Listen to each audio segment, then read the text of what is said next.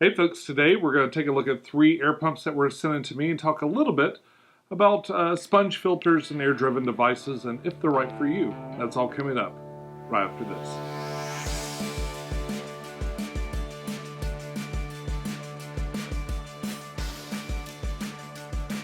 Hey YouTube, this is Pecktec, and yes, I've got 3 air pumps that were sent in to me by Iwasa, and boy, they're really neat looking.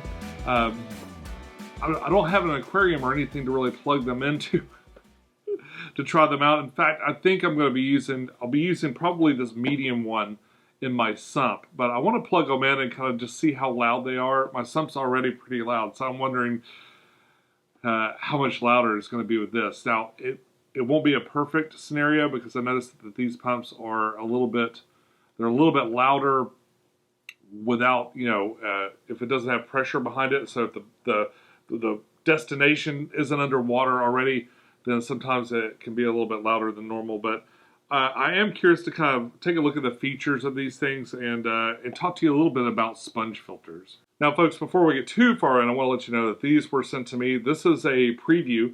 They did not pay me to say anything about these products.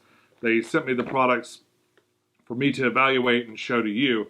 So this is a preview, not really a review.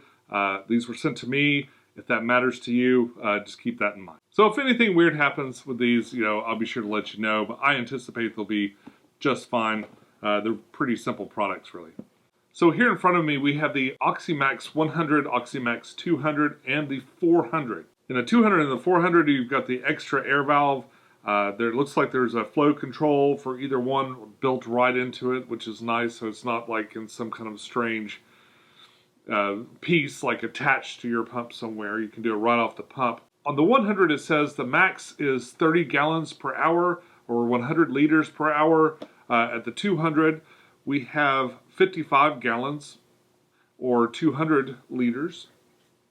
And the max here is 100 gallons per hour or 380 liters per hour.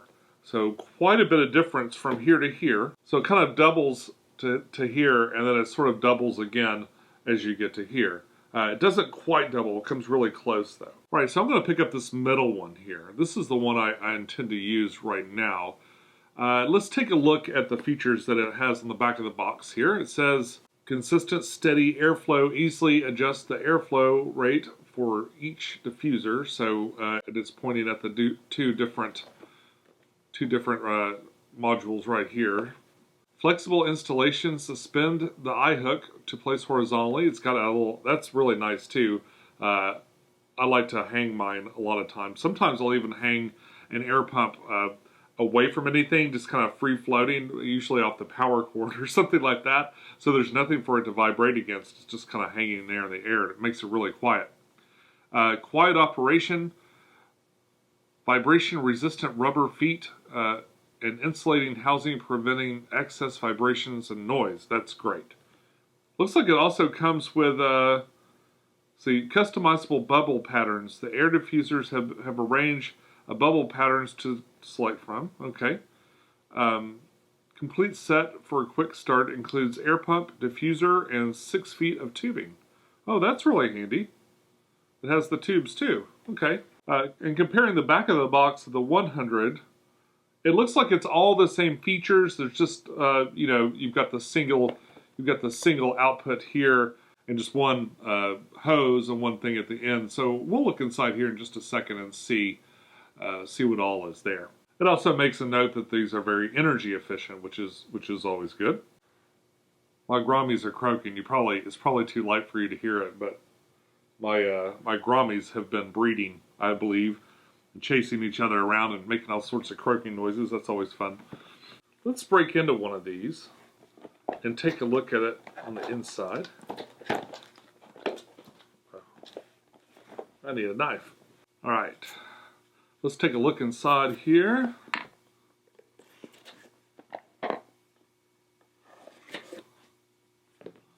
And see what's going on.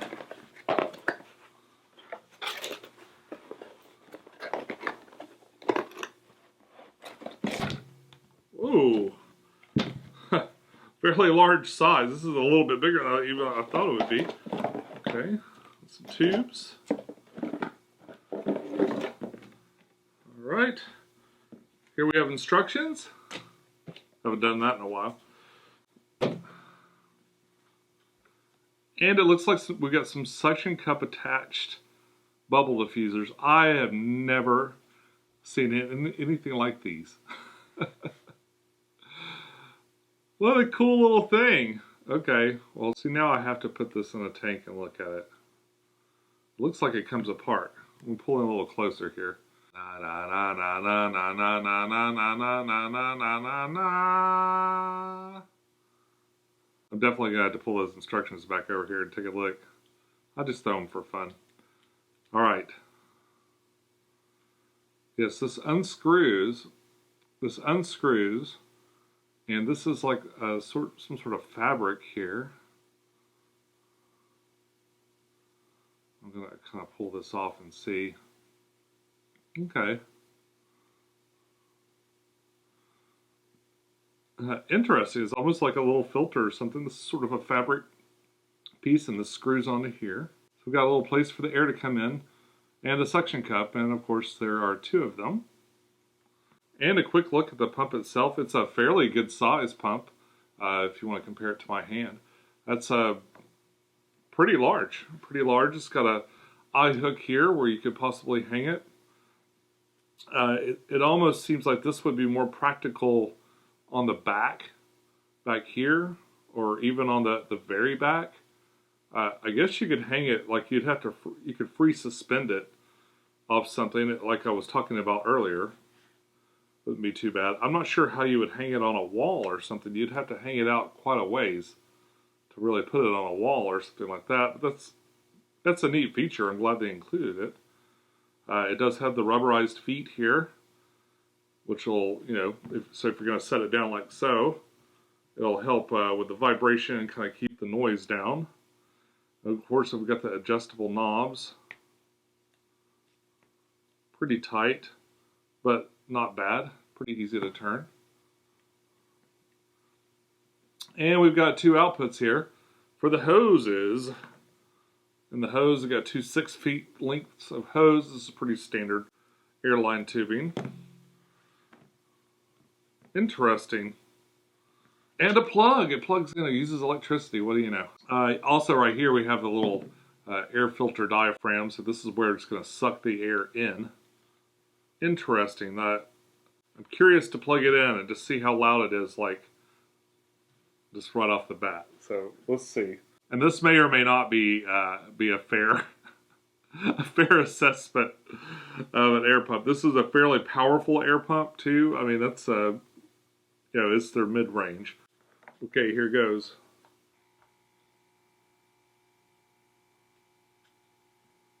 Oh boy, that's not bad. And just feeling it.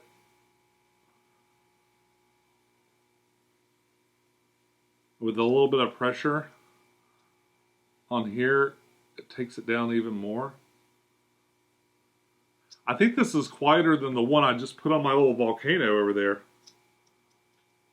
In fact, this might be a replacement for the volcano one. It gets loud.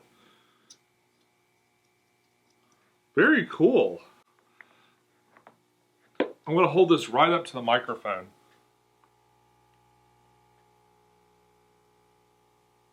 Is it even perceivable?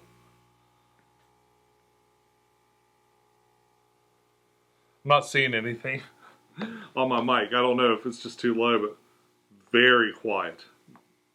Very quiet. This was in a cabinet.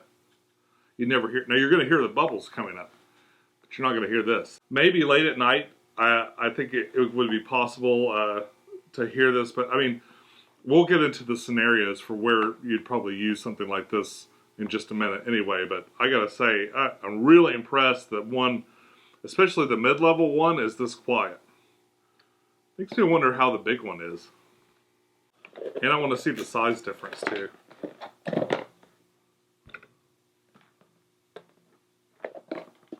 Leave the hoses inside of there.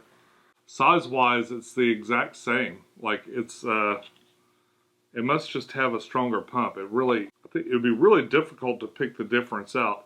Of course, there's a label on the back, So you can see that they're labeled differently, but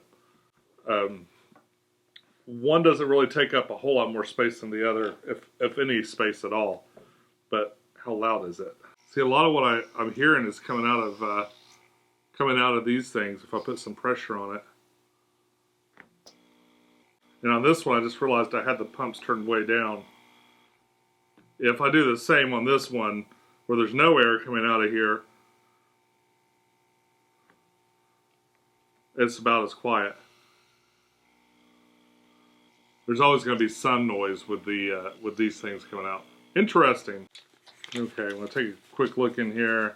Yeah, so apparently you can take a coin to the end of this and adjust the bubble pattern somewhat. And it's probably just how tightly the bubbles come out of here.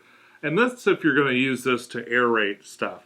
Okay, so let's talk about scenarios where you might need something like this. I've gotten a lot of questions over the years, especially with the small tanks like the spec tanks and stuff like that. People are always asking me if I use an air stone or if I include an air stone in my setups, and I don't usually do that. A lot of the reason is I use planted tanks or tanks with enough surface agitation to where it doesn't really require anything extra.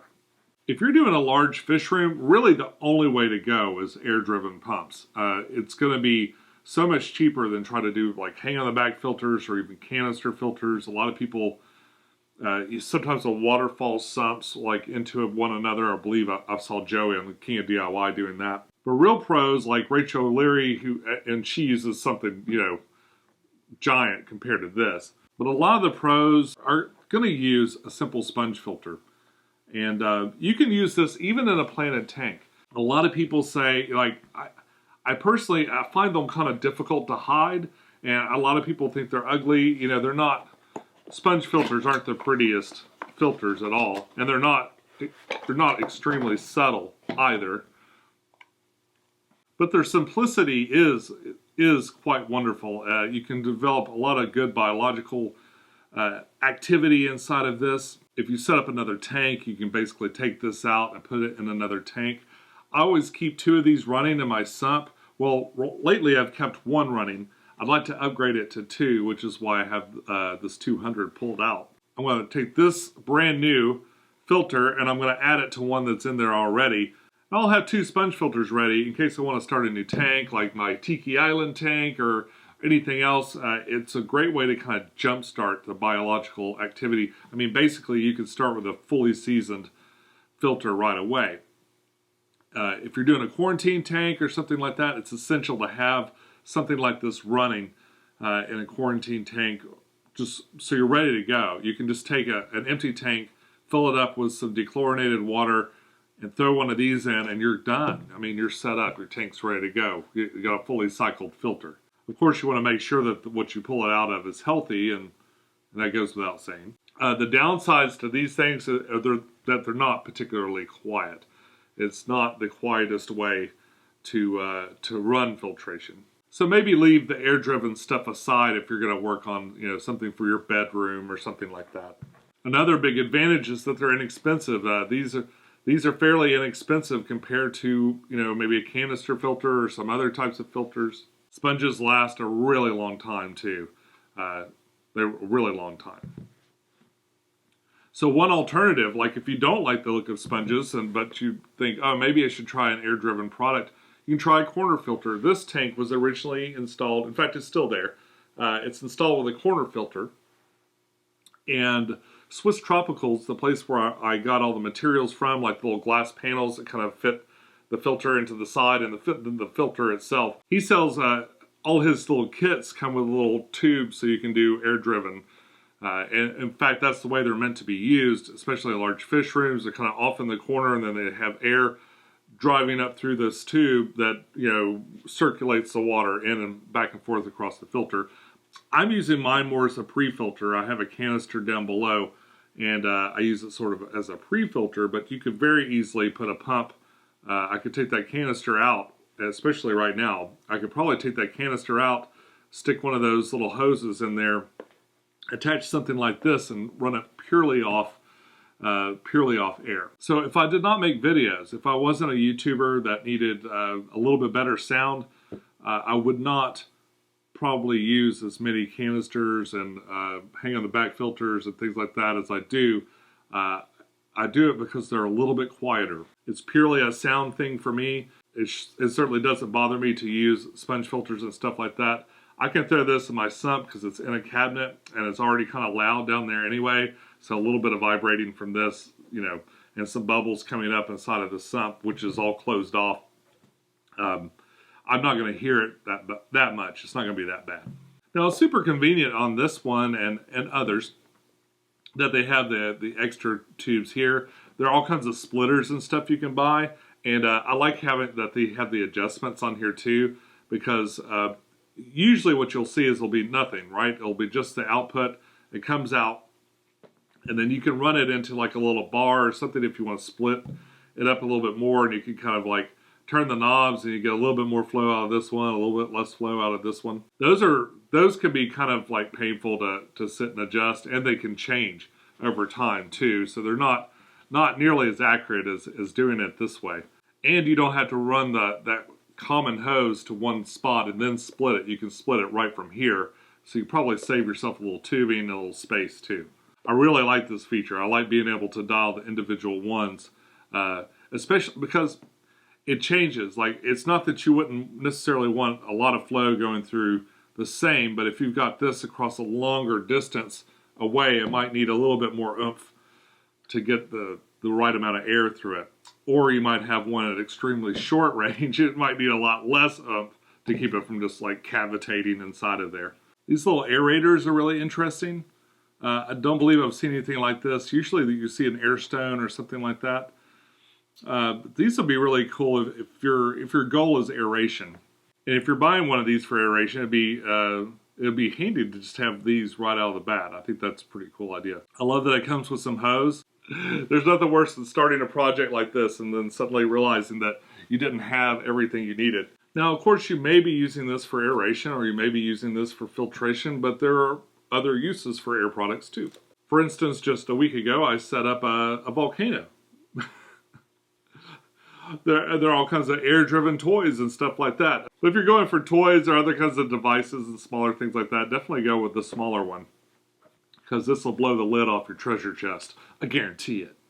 Okay, folks, that about wraps it up today. Now, I recently had asked for some submissions. I'm going to take a look at your submissions. I got hundreds and hundreds of submissions of aquariums. I'm going to take a look at that and see exactly how I can put that together. That's going to be next week's video. Probably will be 2 videos next week dedicated to looking at my fans or my viewers' aquariums and evaluating their setups or just talking about them, showing them off.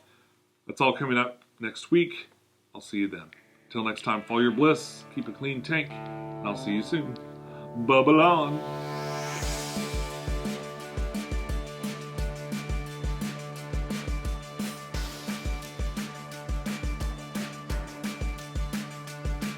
Alright folks, now before I get too far in that, okay folks, before I get too far in, I want to let you know that this was, I haven't used any of these yet. I'm going to, in my sump, we'll get to that in a minute.